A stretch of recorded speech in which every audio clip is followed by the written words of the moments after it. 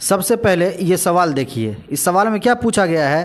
کہ درج ذیل میں سے حروف شمسی کی مثال کون سی ہے؟ آپشن اے مظفر الدین، آپشن بی صاحب الذکر، آپشن سی ہارون الرشید، آپشن ڈی حسب بالا میں سے ایک سے زائد، اور آپشن ای ہے حسب بالا میں سے کوئی نہیں۔ اگر آپ کو معلوم ہے تو اچھی بات ہے، اور اگر معلوم نہیں ہے تو ہمارے ساتھ آپ بنے رہیے، ہم آپ کو بتائیں گے کہ حروف شمسی کیا ہوتا ہے اور حروف قمری کس کو کہتے ہیں۔ اور یہ سوال بی پی ایس سی کے +2 کے کوشچن میں سے یہ سوال لیا گیا ہے کہ یہ اس میں سے حروف شمسی، اور یہ سوال جو ہے بی ایڈ، سب سے پہلے یہ سوال دیکھیے، اس سوال میں پوچھا گیا ہے کہ درج ذیل میں سے حروف شمسی کی مثال کون سی ہے، اور یہ سوال جو پوچھا گیا ہے یہ بی پی ایس سی +2 کے کوشچن میں سے اور کوشچن پیپر کا یہ سوال ہے۔ آپشن اے ہے مظفر الدین، آپشن بی ہے صاحب الذکر، آپشن سی ہے ہارون الرشید، اور آپشن ڈی ہے حسب بالا میں سے ایک سے زائد،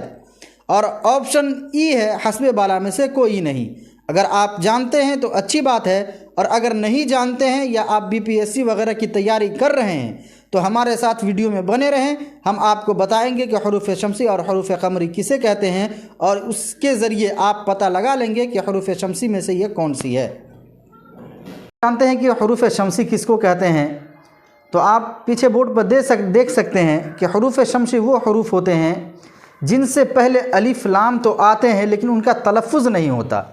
وہ حروف ہوتے ہیں جن سے پہلے الف لام آتے ہیں مگر ان کا تلفظ نہیں ہوتا،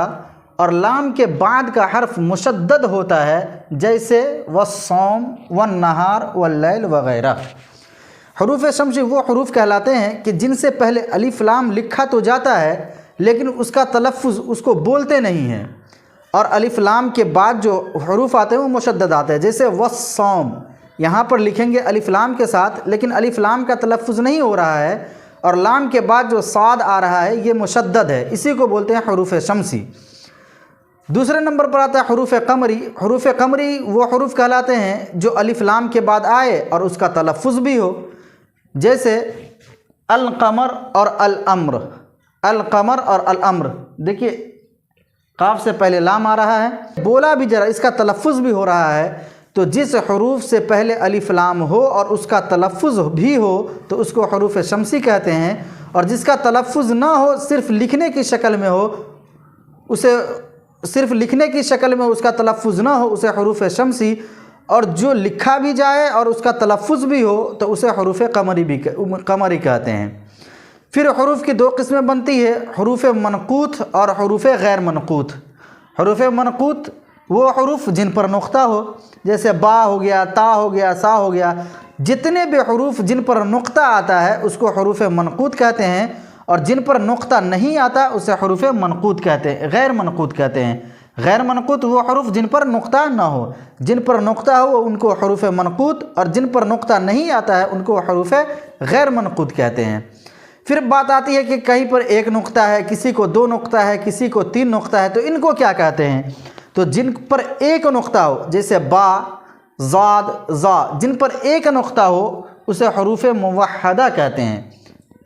موحدہ معنی ایک، حروف موحدہ 1 نقطہ والے حروف کو حروف موحدہ کہتے ہیں، 2 نقطے والے حروف کو حروف مثنات کہتے ہیں، اور جن حروف کے اکثر کے اوپر 3 نقطہ ہو، جیسے شین ہے، سا ہے، پا ہے، چا ہے، تو اس کو حروف مثلثہ، جس پر 3 نقطے ہو اسے حروف مثلثہ کہتے ہیں۔ پھر دیکھتے ہیں کہ بعض کو اوپر نقطہ ہوتا ہے اور بعض کو نیچے، تو کیا اردو قواعد کے اندر اس کا بھی نام ہے؟ جی بالکل نام ہے۔ جن کے اوپر نقطہ آتا ہو انہیں حروف فوقانی، وہ حروف جن کے اوپر نقطہ ہو۔ جن کے اوپر نقطہ آتا ہے جیسے تا ہے، زاد ہے، سا ہے، شین ہے، اوپر جتنا 1 نقطہ ہو، 2 نقطہ ہو، اگر اوپر نقطہ آ رہا ہے تو اس کو کہتے ہیں حروف فوقانی، اور اگر نیچے نقطہ آ رہا ہے جیسے با، پا، تو اس کو بولتے ہیں حروف تحتانی۔ امید ہے کہ یہ بات آپ کو سمجھ میں آ گئی ہوگی کہ اردو میں تقریباً ہر حروف کے نقطے والے، بغیر نقطے والے، پڑھے جانے والے اور نہ پڑھے جانے والے کے حال سے سب کے الگ الگ نام ہیں، اور امتحان کے اندر یہ سوال کیا بھی جاتا ہے۔ اگر ویڈیو آپ کو پسند آئی ہو تو لائک کر کے آگے شیئر ضرور کیجیے گا۔